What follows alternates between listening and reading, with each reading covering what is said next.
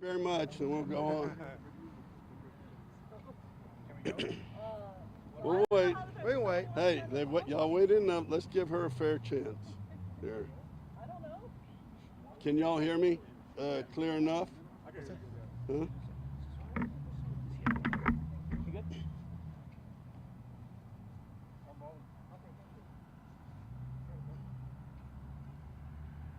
He's running back.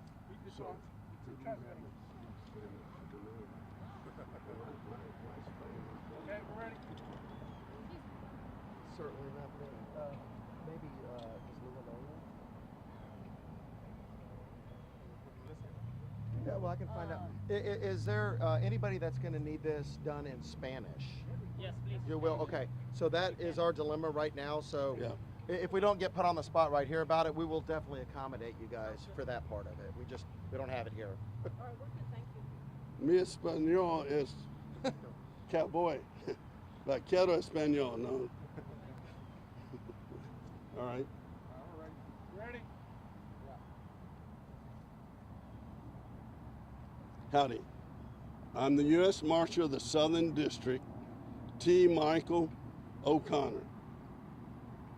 And today we're at a scene to where we have had what's called a collateral, a lead from East Texas in the Plano area, an outstanding warrant of aggravated assault, sexual assault of a child, which was back in September of 2024.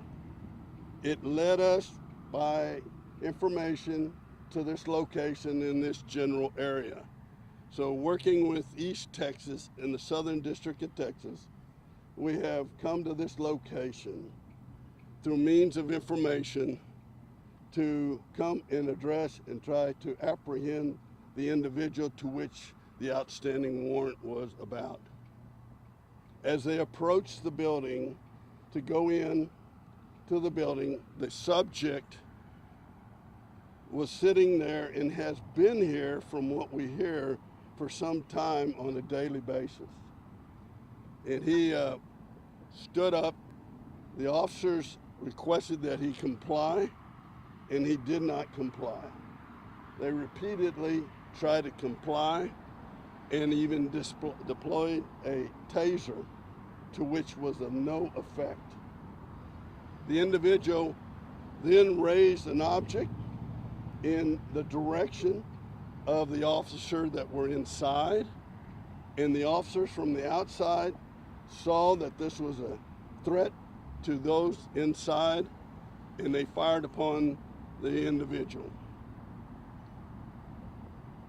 He still was in a manner of not complying, and yet getting up to where, he may have continued the threat, and they deployed a canine to try to, come stop and try to end the threat because of a public place for sure. You want to quickly put the person in place. The dog had him, and they were able for him to get down, and they were able to apprehend him and cuff him.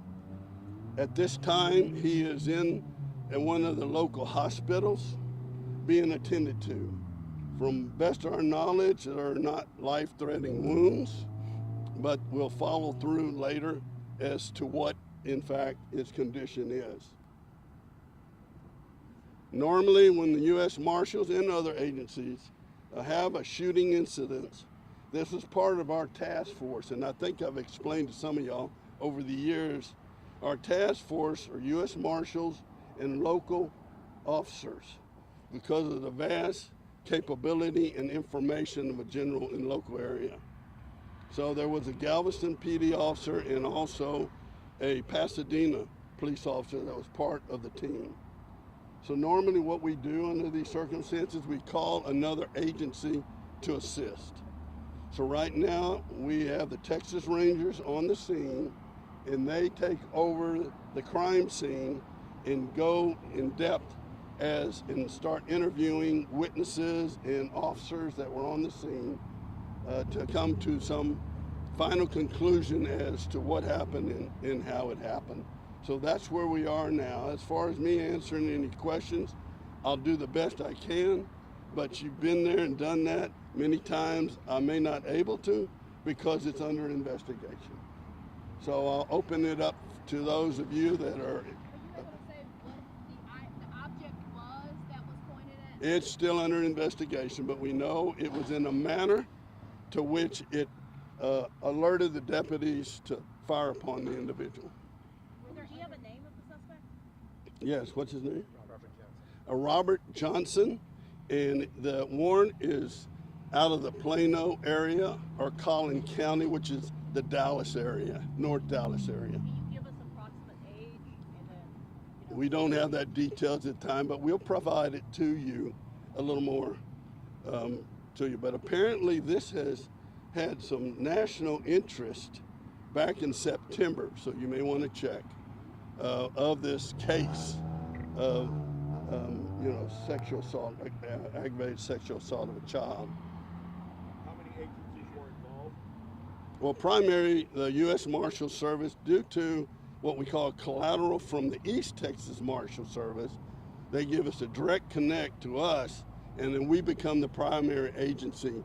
So as far as the involvement today, it was U.S. Marshals Task Force, which has, I mentioned to you, other officers that are part of the team.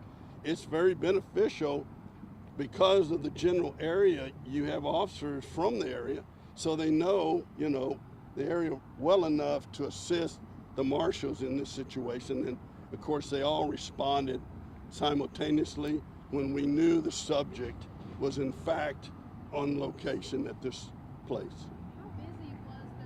how busy was the McDonald's when all this went down? Fortunately, it was not busy. There was one lady that happened to be in the bathroom, and our guys went in tactically and had her, go out protected out of the threat area and get her clear of the area. Can you reiterate what you were saying about how the officer inside was confronting the suspect, but the officer outside is the one who fired the shot? Yes, what happened was the officers were on the outside, and then the officer from the inside had already made contact with him. And as they were standing there, they deployed a taser, less than lethal, to try to take him, in that manner. He did not comply. This is where he began to raise a bag of some sort, but he raised it in a manner to which it was definitely regarded as a threat. And so the officers outside responded immediately to make sure that the threat wasn't to the extent of, endangering anybody else, and especially the deputies that were inside. And the K-9 is the one who made the final takedown? Yes, because he still didn't comply even after he'd been shot at. And so they kept telling him, to comply, get down, typical compliance, so that they could approach him, and he wouldn't do it. And so as a precaution, they sent the dog in, to which the dog did, make contact with him, and then he complied immediately upon that moment. The suspect's name is Robert Johnson, is that correct? Correct. And he was a warrant out of Plano? Out of Collin County, which I believe is the Plano area, but it's Collin County, on aggravated assault, sexual assault of a child. Is he the third by chance? Did this happen in July? Or just primarily? This was September of 2024, where the warrant was issued and they apprehended him and arrested him at that time. Then he was out on bond, and they absconded from that point. Is he African American? Okay, a little bit further information. Y'all know this. Sometimes things come in and we try to be as informative as we can, and things seem to add. And I was just advised that he was on home confinement with the ankle monitor. In this area? No, in the Dallas area. When he was in Dallas, he absconded here to Houston area, but he cut his ankle monitor off.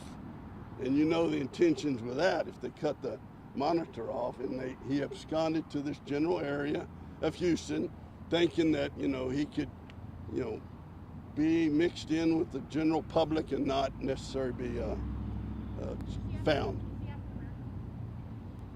Was the suspect African American? Yes. You know? Yes, ma'am. Is he Robert Johnson III? That's the Well, I don't have the exact. I can give you that name there. Do you know how many shots were fired? Well, let her finish her question. I was just wondering how did you guys track him here? And can you talk a little bit more about did he he lived right around here? He was staying right around here? He was at McDonald's every day? Talk more about that. Well, quite frankly, we're not going to really tell you how we do things. That's an investigative aspect of our capabilities, but it was good enough for us to be able to locate him here in this area. He frequented his McDonald's often? Yes. Considering the nature of these allegations, talk a little bit about the importance of getting him in custody as soon as possible. Well, especially in the public. If a single occupancy, then you don't necessarily, all precaution, but it's officer safety and public safety. And being at a restaurant or McDonald's, I don't know if they want me to mention the name, but here, it's really critical to rapidly go in and minimize the effort and, again, the tension, and take care of it and get it out immediately.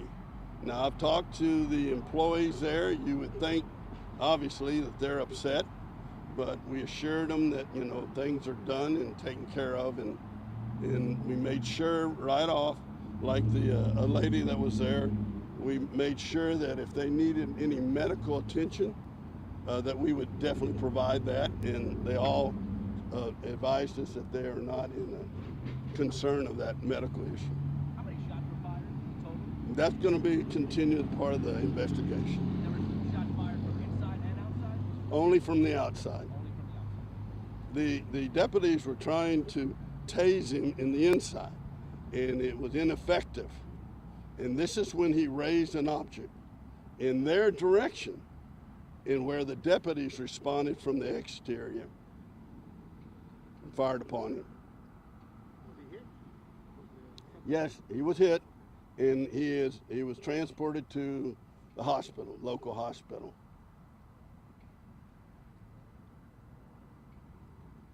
And that's pretty much the story. Now, what we can do for you, I can get one of our people to hablar español if y'all still interested in anything further. Just the last thing, a couple weeks ago, this turned out really tragic for these task force teams. Talk a little bit about just how grateful you are that this didn't end worse than it did. Well, you're always grateful. I mean, you never wish this on anyone, rather the citizens, but there are predators, as I mentioned in the previous incident, that there is evil in this world, and there are predators. And yes, I'm especially appreciative that no injuries to our personnel that participates or the general public. But yet they are dedicated to continue to pursue evil. And predators like this, just remember what I told you, what his charges were. So we can't have that. We're going to pursue him with every attitude that we can, an aggressive nature, to make sure justice comes forth. And just so that you can't tell us how you were tipped off even being here for a number of days or anything like that. Again, I'm sorry. I'm sorry, you can't tell us like how you guys were tipped off if he was here repetitively or for a number of days. You guys had I bet you could guess it and probably have a good idea of how this happens. Well, I can't report on guesses, so I was hoping You can?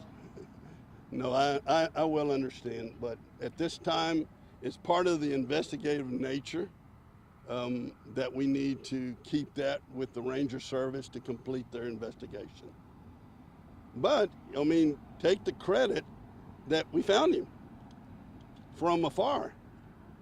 And so you have to give some credit to East Texas, to which they were in that, Dallas Metroplex, So obviously there was information that they received that they were able to forward to us to where it allowed us to go forward and locate the individual.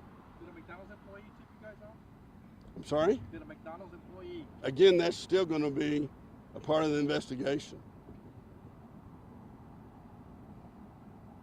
Did he ever approach any children? Best our knowledge, he has not. I'm sure he was trying to lay low because of what had transpired and that he had absconded from the East Texas, Dallas Metroplex. That help y'all? I don't know if you're going to break down now.